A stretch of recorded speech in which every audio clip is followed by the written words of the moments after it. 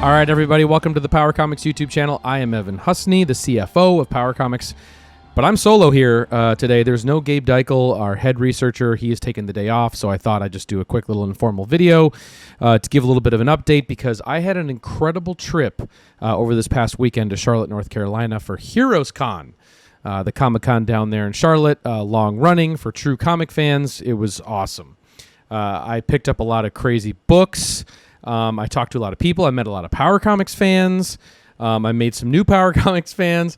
And I also got to hang out with some really great people, man, including, oh my God, got to finally hang in person with Ed Piskor and Jim Rugg of Cartoonist Kayfabe. That was amazing. And we had a beautiful steak dinner together at Ruth's Chris.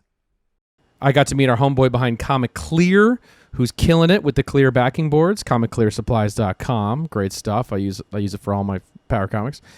And a number of others. And in the process of being up and down the halls at HeroCon, I may have found another groundbreaking Power Comics issue which might move back the date of the earliest known Power Comic, okay, that I at least have in hand. And I think we're talking 1963, 1964 here. So we're going to look at a 1964 Power Comic here in just a little bit. But before we do that, we have some business to take care of. You all know what it is. We got some new releases. I can't even believe this. We got releases, one that is in stores now and one that is coming to a store near you very soon. So if you've been living under a rock, Power Comics has recently partnered with Floating World Comics out of Portland, Oregon. And we are curating with them a brand new line of Power Comic reissues. That's right, these rare and difficult, hard-to-find Power Comics are coming back to the marketplace from us and Floating World. Last week, Lance Stanton hit newsstands, our first one-off issue. It's available now at your LCS, or you can order it in the description of this video directly from Floating World. It's absolutely amazing, one of the stellar standout single issues of all of Power Comics. It's actually a Power Comics Hall of Famer, if you watched our Hall of Fame show from late last year.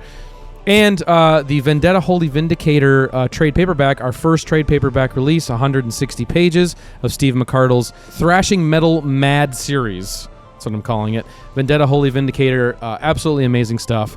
All 5 issues of the series plus bonus pages. This is available for pre-order also in the description. Shipping in the first week of August. So this is all coming out very soon. Grab your copies if you haven't already. All right, now let's get to the main program here. So, all right, I had an amazing time down in Heroes Con. It was amazing. I bought tons of shit. I bought lots of real comics, too. I bought a lot of EC Comics pre-code stuff. I bought some other things here and there. I was looking for Power Comics, didn't really find much success until I got the hot tip from Ed Piskor to go check out the booth of Jason Hamlin. Okay, Jason Hamlin is out of Virginia, and he has a comic shop down there, and he's also known, he's done interviews on the Cartoonist Kayfabe channel under the name The Retailer to the Stars. That's what those boys call him. But Jason Hamlin, he's awesome. I got to meet him. He's a huge Power Comics fan. He's a Power Comics collector. He has tons of awesome shit. And he had like underground comics for sale and some actual Power Comics for sale at this convention, which was amazing. And I was actually able to score now I know we go back and forth a little bit on this, but I was actually able to score a fanzine from him that I am now certifying and identifying as a early Power Comic, possibly the earliest Power Comic I've ever seen, through and through, cover to cover. Even though it is a fanzine, whatever, hey, Power Comics were birthed, I think, out of the fanzine movement, right, of the 60s and 70s. So I'm calling it, and I was looking it up online, and I can only find loose dates because it doesn't actually have a date on the inside that I could see. But it looks like 1963, 1964. So we're looking at, again, now one of the earliest Power Comics, the earliest Power Comic we've ever had under these cameras here. So we're going to look at that in just a second. But just as a quick overview, it's really been interesting because I've been getting into what I'm calling now, I'm debuting this term here today, Golden Power. Okay, Golden Age Power Comics, okay? And obviously, some of you may be familiar with this book. We brought it on the channel a few times. It's Fletcher Hanks. Fantagraphics put out this incredible book I don't know, a few years back. And it's Fletcher Hanks, who's like pretty much an outsider artist who published these very singular comics back in the early 40s. So these kind of date back all the way to 1940. Obviously, right at the dawn there of the golden age. And so definitely if you wanted to call this power comics, absolutely you can. Because it's very, DIY, amateur, outsider, that same sort of thing. This book is amazing, by the way. I cannot recommend it enough. You should definitely go out of your way to get both of the Fletcher Hanks books that are available from Fantagraphics. But just doing a quick flip through here just so you can kind of get familiar with it. But I've also been trying to track down other Golden Age books that sort of fit that mold of what we love and celebrate here at Power Comics. And I've been sort of successful. Recently, I actually picked up from Superworld Comics in Worcester, Mass. I picked up on an Instagram live sale. Actually, it wasn't on the live sale. It was actually just through them directly. I picked up a copy of The Challenger, which to me, look at this frickin' cover, man. This, to me, is absolute power here. But this is golden power because it's from 1945. And this is so cool. The inside art, the interior art, I wouldn't necessarily classify as like power comics. But once you look at it here, obviously the glare from this Mylar is just going crazy here. I'll actually take it out of the Mylar so we can look at it a little bit. But the front cover art here, obviously to me, really fits that aesthetic that we love here. So this is from 1945, and let me get this out of the way here so you can kind of see it a little more clear there. This is from 1945, and it's actually published by a Protestant church, which is pretty wild. And it's an anti-fascist, anti-racist book series. There's a number of issues in the Challenger series, but this is the most powered cover I've seen, and it's so cool. Like you actually see, these characters here. Get a close-up glimpse of that with the hate and fear, and this is awesome. So this is kind of part of my growing golden power collection here. Imagine that, a Protestant church, at one time being anti-fascist, anti-racist. That's pretty wild.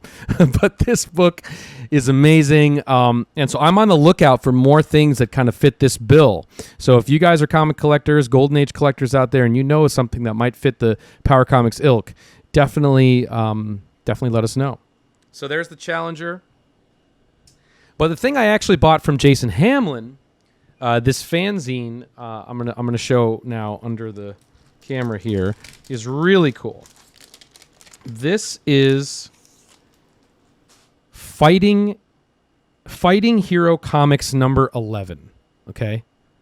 Oh my God. Obviously mimeographed, but when I saw this, I don't know. I've been seeing a lot of these like from the early 70s, so I kind of brushed it off right away as like, oh, this is just another one of them early 70s, fanzine joints. But man, look at this cover. Oh my God. It's absolutely freaking amazing. Everything that's going on here. We got like a dungeon landscape here. These guys, it's so good. It's just so beautiful. Fighting Hero Comics featuring the Black Scorpion, which is this hero character here. But the more I was looking online, it's from the early 60s, early to mid 60s. And I also noticed on eBay that there's a number of other issues of Fighting Hero Comics out there that are for sale. And the fanzines can get kind of expensive. There is some more demand for fanzines than there are Power Comics. So I noticed that those are kind of going in the like $100, $150 range.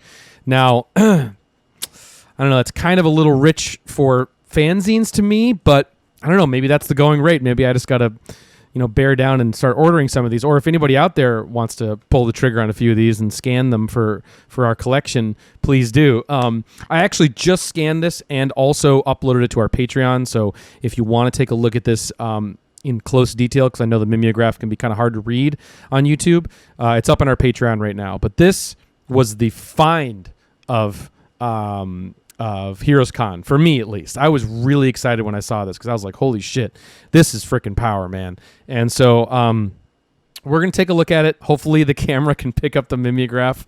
But one other thing before I do that I noticed that was super cool about it is in researching and on eBay, seeing the other issues that are up, the Fighting Hero Comics, One of them had either a story or illustration from Marv Wolfman, obviously, who is a fixture of, Marvel Comics, working on titles like The Tomb of Dracula, Werewolf by Night, and several others. He also worked for DC. And so, I mean, Marv Wolfman touching this series, so it's pretty wild that, this coming out of the 60s, like coming out of the early 60s too, especially. It's pretty cool. So I think you can definitely draw a line between the Fletcher Hanks stuff and, things like the Challenger, and then into this. Like, people are doing their kind of own DIY shtick at this point. And so it's still existing back all the way then, 80 years ago with respect to Fletcher Hanks, but definitely now getting into the 60-year range for this, which is just wild. It's wild.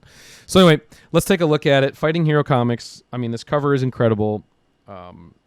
But the Black Scorpion, story by Raymond Miller, art by Howard Keltner.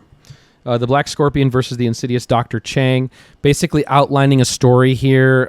Very simple plot of, in the previous story, this professor accidentally released from captivity. I guess he had Dr. Chang in his captivity and released him out into the world. And then he, I guess, had he was the embodiment of evil, but he had been kept in check by the ancient scorpion worshippers.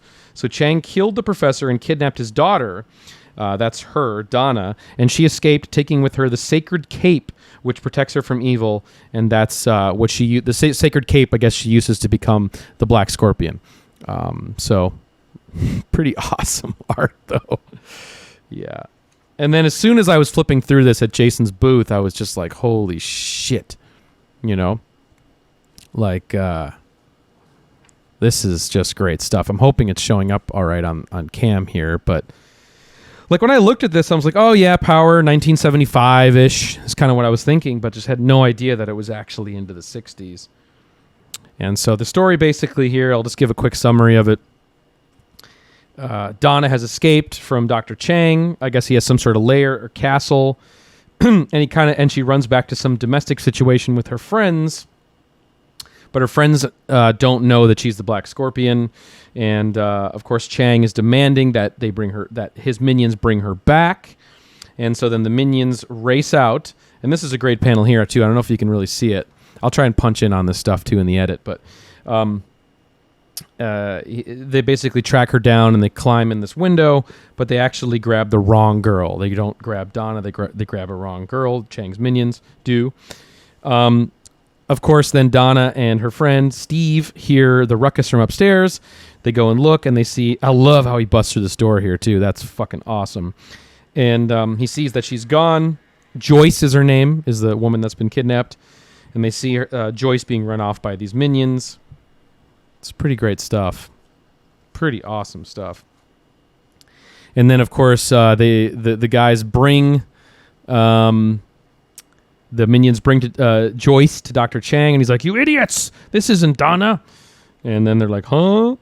But then, of course, Donna suits up as the Black Scorpion, is able to go back to this lair where Dr. Chang is. Her and Steve, who's in his civilian business attire, and they head into the Dungeon Man to try and rescue Joyce. But this is a great action panel too.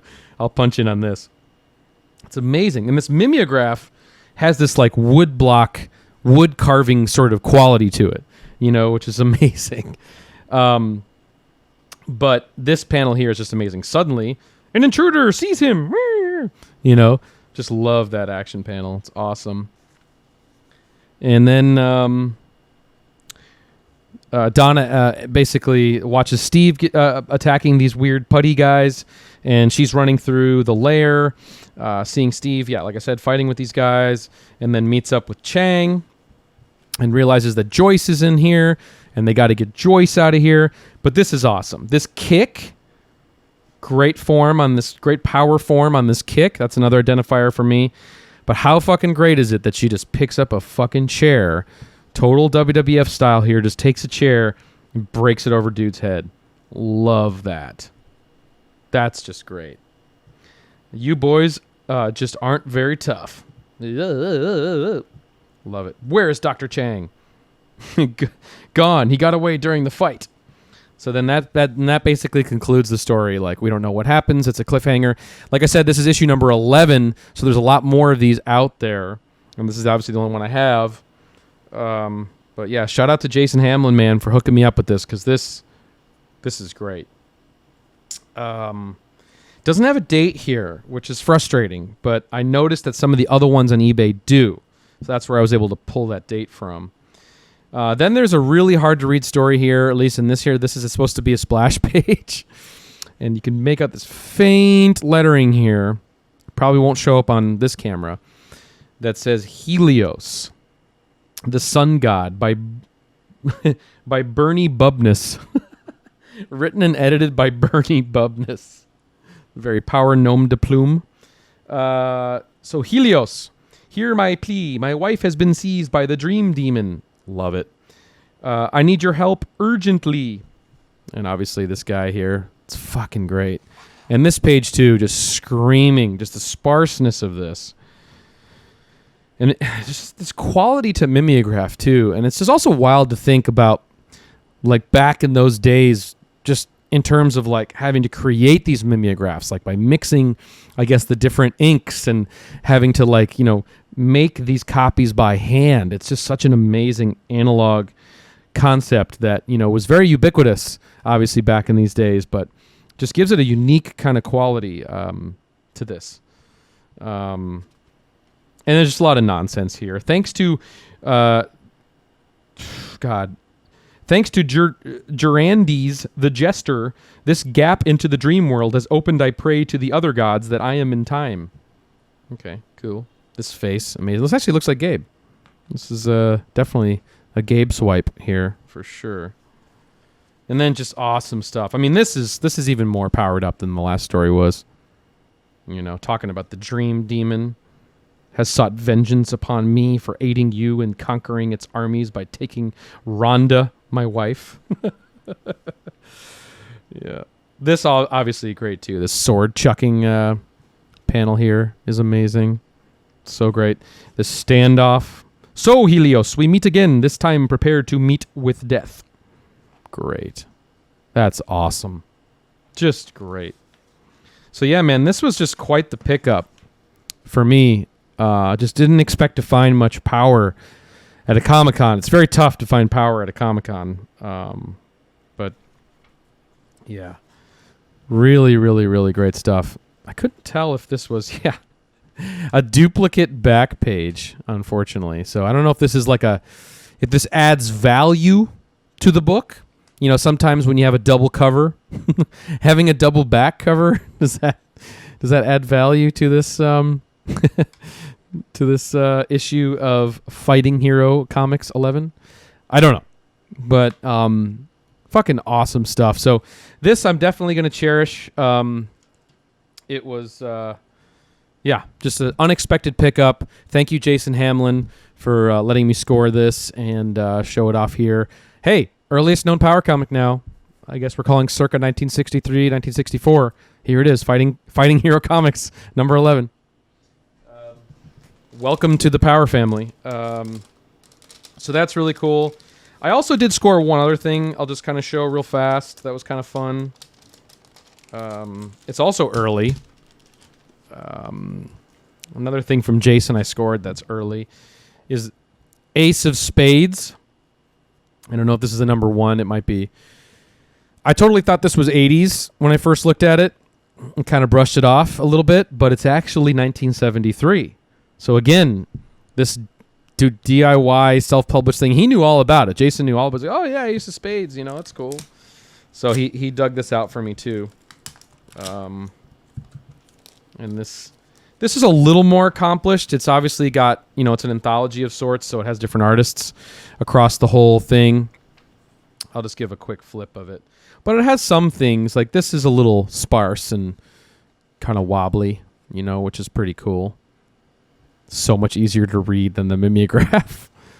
But you can see, I haven't read it yet, so I don't know exactly what the story is, but just to give you a sense of, you know, 1973. It says there, Crush Dice Comics Company. That's who's published it.